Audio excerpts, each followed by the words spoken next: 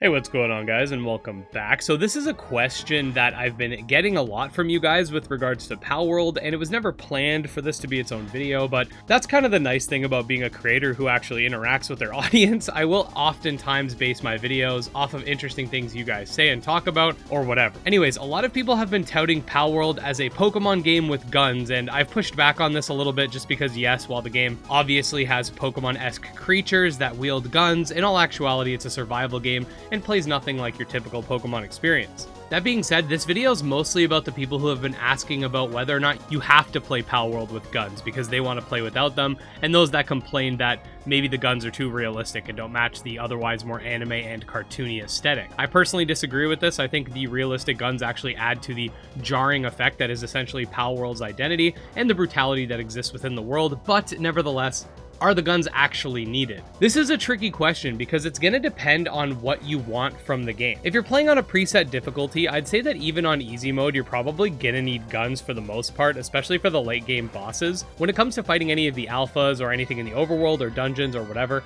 there's no need to really worry about DPS that much because you can essentially just stall an enemy out and allow your pals to do the fighting for you. You could take 30 minutes to beat a boss and it doesn't matter, but this isn't the case with the tower bosses who have massive HP pools and require a lot of DPS. The first couple tower bosses can most definitely be beaten just with a bow and arrow or crossbow and a strong pal, but when you get into the 3 higher level ones who have 120, 150, and 200,000 HP respectively, coupled with the 10-minute timer that's associated with each of these tower fights, guns become pretty much essential because even at max level, your pals are still being controlled by AI and aren't necessarily going to make optimal moves. I'm not going to say it's absolutely impossible because there's probably some crazy niche strat that I haven't figured out, but the assault rifle really does add an insane amount of damage and it's something you really can't pass up when fighting some of these bosses. Now, that being said, that does not mean you can't achieve something like this in a custom world that you create. Palworld features a ton of custom options, and if you're trying to circumvent guns for whatever reason,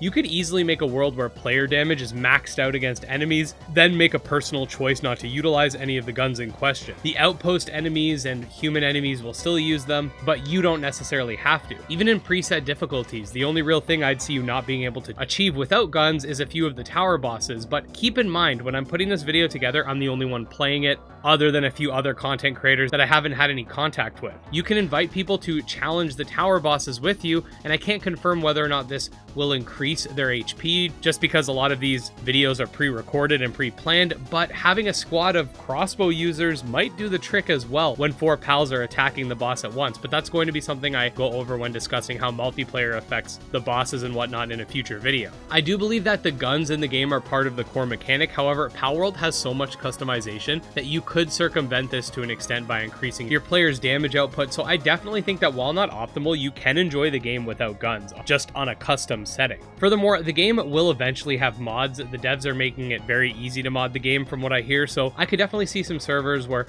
bow and crossbow damage is heightened even further. There are some close range weapons in the game too, however, I found that they're not that great, but they're still fun to use. And with player damage turned way up, they're actually pretty strong, if not super useful against the bosses who move around a lot. Anyways, guys, I hope this video was useful for you. If you want more Palworld content, including guides, breakdowns, news updates, and more, definitely subscribe to the channel. I put out new videos every single day.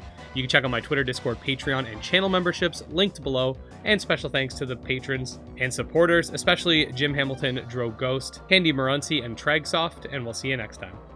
Peace.